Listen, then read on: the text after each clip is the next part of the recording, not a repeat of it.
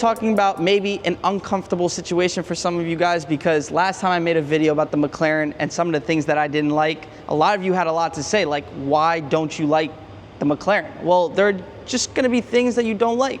And in this Lamborghini, I'm gonna give you the top 5 things that I don't really like too much on this car, and some just don't make any sense. So let's go ahead and start with the first thing.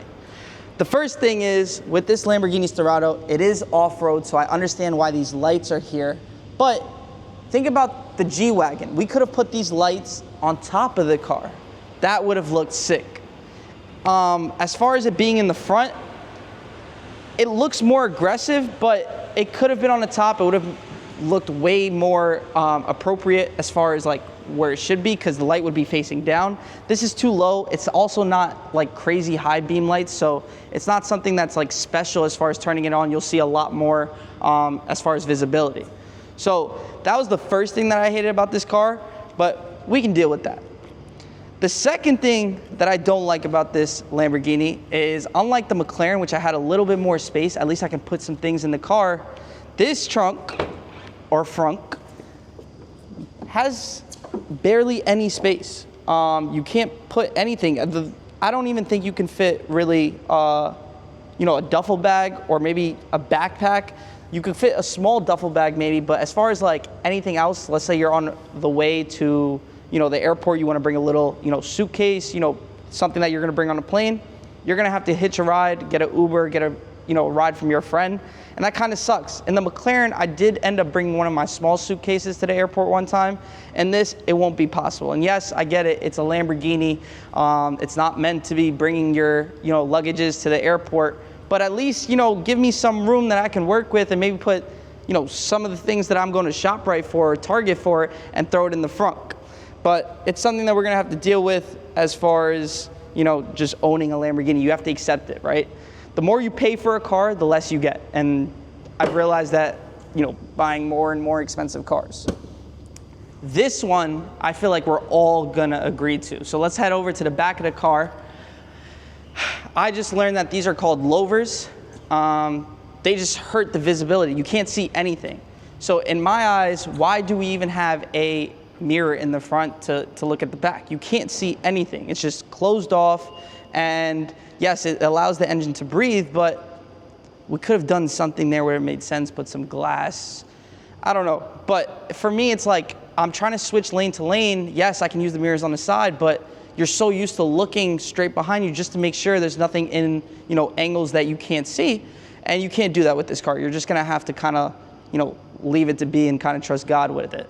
Especially because the mirrors don't have any safety features, so they're not really gonna help you. So at least, the least they could have done was add some safety features to the mirrors and allow you to, you know, have some blind spots and show you anything. But with this is like a big no-no as far as safety. Like I'm very big on that, especially, you know, later on in my life, I actually, you know, had things to look forward to the next day. So this is probably the worst part of this car, if anything. That scoop on the top is definitely a positive.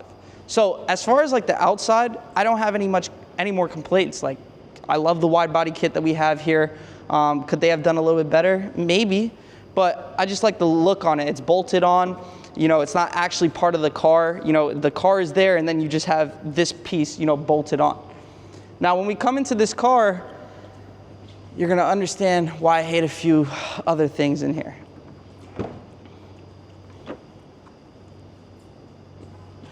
You want to get the lights?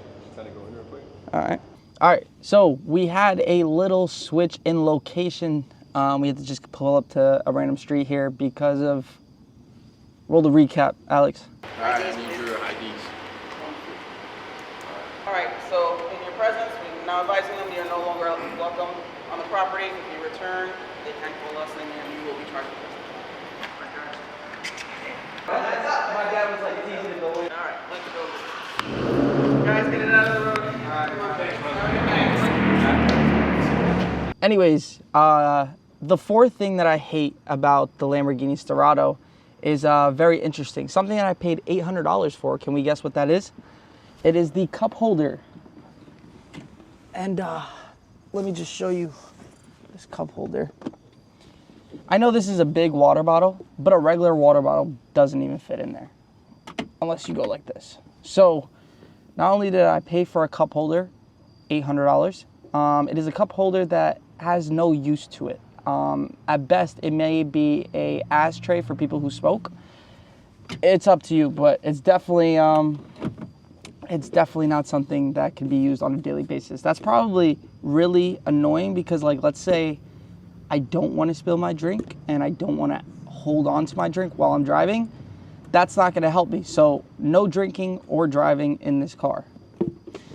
Next thing that we do not like is the infotainment system here. Take a look at this.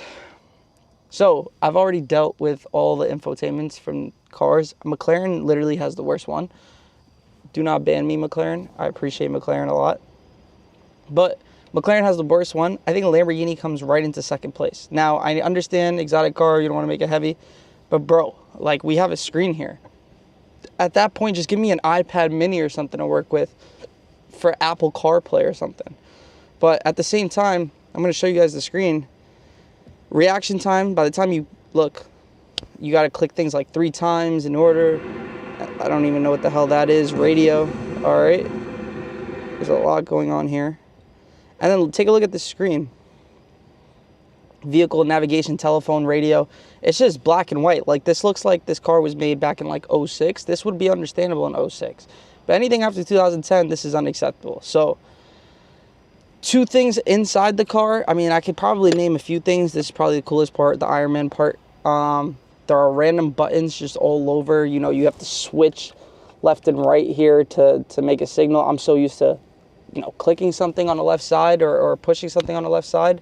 But yeah, if I had to pick 2 things in the car that one of the worst things to deal with, it's definitely the cup holder, and then it's definitely the infotainment, because I don't know what the hell this is. This is like a 2006 built infotainment. We can slowly advance. I know NVIDIA's making a lot of chips, and AMD, they might have to hit up one of those companies to make, you know, this a lot better. But those are 5 things that I had to nitpick to find for you guys to, you know, say that I don't like about this car, and some of them are pretty valid that I believe some of you would agree with. So hope you guys enjoyed this video. Maybe I'll make a video on 5 things I do like about this car. I'm sure we could find 100 things we like about this car, because that's why we bought it. But if you guys want more videos, comment down below what other videos you'd like to see about this car, and I'll make them. Hit that like button, subscribe, and I'll see you guys on the next video. Peace.